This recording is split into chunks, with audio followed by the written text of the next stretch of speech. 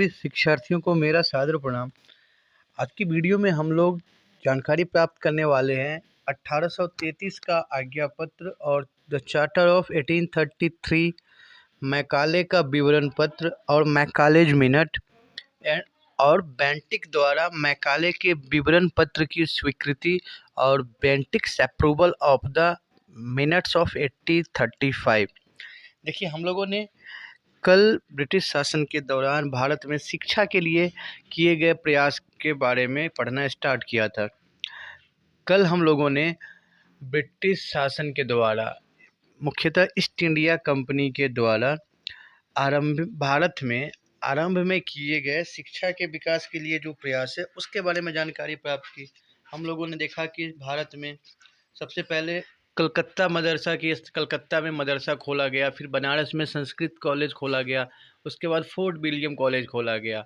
फिर 1813 का हम लोगों ने चार्टर एक्ट देखा, जहाँ पे ब्रिटिश शासन ने भारत में शिक्षा के विकास के लिए अलग से 1 लाख रुपए सालाना खर्च करने का प्रावधान किया। ठीक है, तो हम लोगों ने कल 1813 के आज्ञा पत्र के बारे में जानकारी प्राप्त की थी और आज हम लोग इस कड़ी को आगे बढ़ाते हुए 1833 का आज्ञा पत्र, मैकाले का विवरण पत्र और बेंटिक द्वारा मैकाले के विवरण पत्र की स्वीकृति के ऊपर बात करेंगे। तो सबसे पहले हम लोग 1833 का आज्ञा पत्र और द चार्टर ऑफ 1833 देखते हैं। देखिए, 1813 के आज्ञा पत्र में शिक्षा के लिए जो निर्धारित राशि 1813 के चार्टर में 1 लाख रुपए प्रतिवर्ष निर्धारित की गई थी, उसको बढ़ा करके 10 लाख कर दिया गया। यानी ब्रिटिश सरकार ने ये माना कि भारत में शिक्षा के ऊपर विकास करने के लिए, शिक्षा के विकास के लिए अधिक निवेश की ज़रूरत है और इस तरीके से जो 1813 के आज्ञा पत्र में शिक्षा के लिए सालाना 1 लाख रुपए की राशि निर्धारित की थी सरकार ने, उसको बढ़ा के सरकार ने अब 10 लाख रुपया कर दिया। साथ ही साथ 1833 के आज्ञा पत्र में हम ये देखते हैं कि भारत में ईसाई मिशनरियों को अधिक स्वतंत्रता दी गई। और एक और प्रावधान हम लोग ये देखते हैं कि जो गवर्नर जनरल की काउंसिल होती थी, उसमें एक लॉ मेंबर को बढ़ा दिया गया। तो 1833 के आज्ञा पत्र में हम यही 3 मुख्य बिंदु देखते हुए चलते हैं। सबसे पहला कि इन्होंने क्या किया है, जो प्रतिवर्ष 1 लाख रुपए की राशि निर्धारित थी उसको बढ़ा के 10 लाख कर दिया है। उसके बाद भारत में ईसाई मिशनरियों को ज़्यादा आज़ादी दी गई कि वो अपने धर्म का प्रचार कर सकते हैं, उन्हें सहूलियत दी गई और गवर्नर जनरल के काउंसिल में एक लॉ मेंबर को बढ़ाया गया है। तो ये थे मुख्यतः 1833 का आज्ञा पत्र।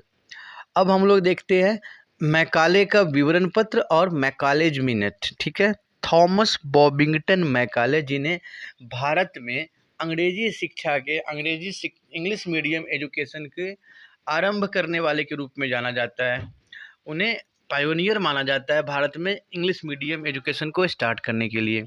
10 जून 1834 को टीबी मैकाले और थॉमस बॉबिंगटन मैकाले भारत में गवर्नर जनरल के विधि सदस्य के रूप में नियुक्त होते हैं। उसने 1813 के आज्ञा पत्र की जो विवादास्पद धारा थी, धारा 43, हम लोगों ने देखा था 1813 के चार्टर पत्र में धारा 43 में 2 शब्द थे जिस पे काफ़ी विवाद हुआ था और वो शब्द थे साहित्य और भारतीय विद्वान।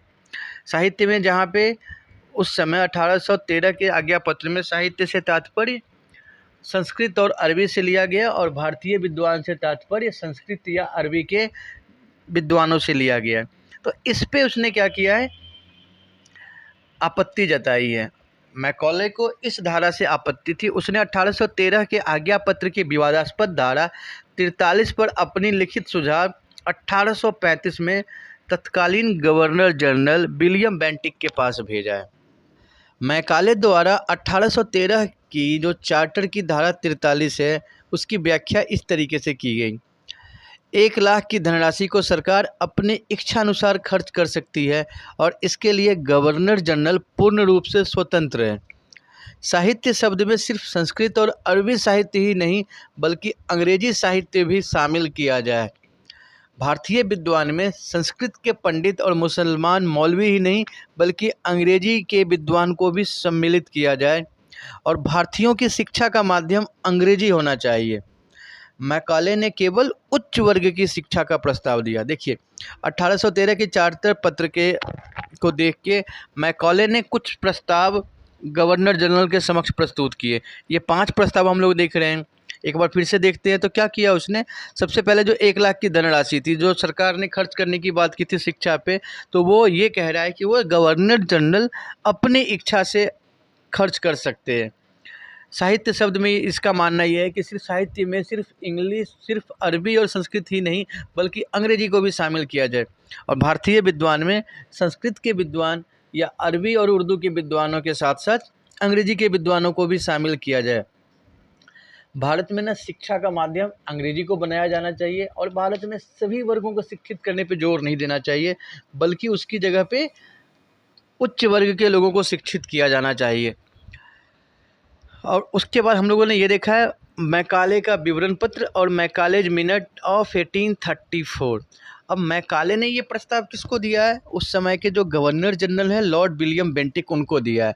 और विलियम बेंटिक किस तरीके से रिस्पॉन्ड करते हैं मैकाले के प्रपोजल पे, मैकाले का जो प्रस्ताव है उस पर विलियम बेंटिक कैसे रिएक्ट करते हैं, ये हम लोग देखेंगे। बेंटिक द्वारा मैकाले के विवरण पत्र की स्वीकृति 1835 में, और Bentinck's approval of the Macaulay minutes 1835। Lord William Bentinck ने ना मैकाले के विवरण पत्र में प्रस्तावित शिक्षा नीति पर 1835 में स्वीकृति प्रदान की। विलियम बेंटिक को जो ऑफर, जो प्रपोजल मैकाले की तरफ से मिला था, उन्होंने उसको अप्रूव किया है 1835 में, और 1835 में मैकाले के प्रस्ताव पे सहमति प्रदान करके उन्होंने ईस्ट इंडिया कंपनी की शिक्षा नीति की घोषणा की है। बेंटिक ने ईस्ट इंडिया कंपनी की शिक्षा नीति की घोषणा 1835 में की है, जिसमें उसने मैकाले के सभी प्रस्तावों पे सहमति दी है। जो ईस्ट इंडिया कंपनी की शिक्षा नीति थी उसमें जो महत्वपूर्ण बिंदु जिस पे बेंटिक ने सहमति दी थी वो है भारतीयों में यूरोपीय साहित्य को बढ़ावा देना, संपूर्ण धनराशि को अंग्रेजी शिक्षा पे व्यय करना, प्राचीन कार्यों के मुद्रण पर भविष्य में कोई व्यय नहीं करना, और सरकार किसी विदेशी कॉलेज को समाप्त नहीं करेगी।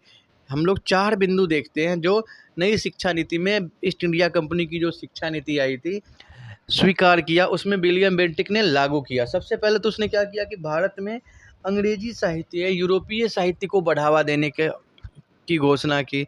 साथ ही साथ जो भी धनराशि सरकार शिक्षा पे खर्च करती, तो वहाँ पे ये तय किया गया कि सरकार के द्वारा जो भी धनराशि खर्च की जाएगी वो भारत में अंग्रेजी शिक्षा के ऊपर खर्च की जाएगी।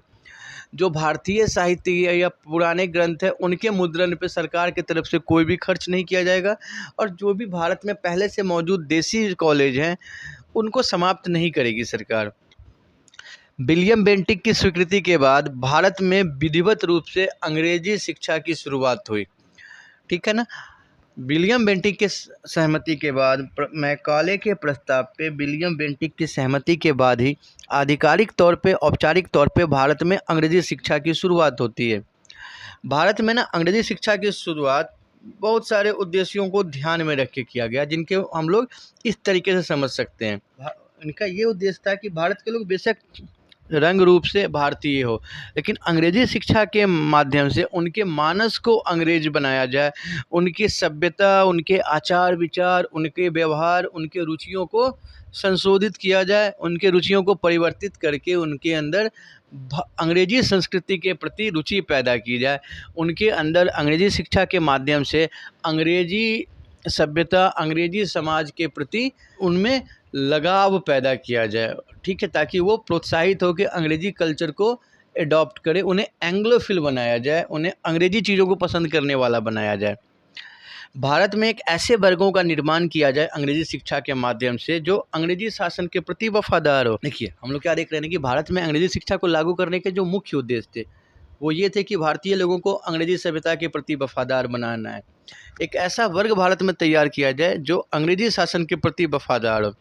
साथ ही साथ भारत में ना प्रशासनिक आवश्यकताओं की पूर्ति के लिए भी शिक्षित सेवकों की ज़रूरत थी, शिक्षित लोगों की ज़रूरत थी, और वो तभी यहाँ पे पूरा किया जा सकता था जब भारत के लोगों को अंग्रेजी शिक्षा दी जाएगी, ताकि वो अंग्रेजी सरकार के प्रशासन को आगे और बढ़ाने में सहयोग दे सकें।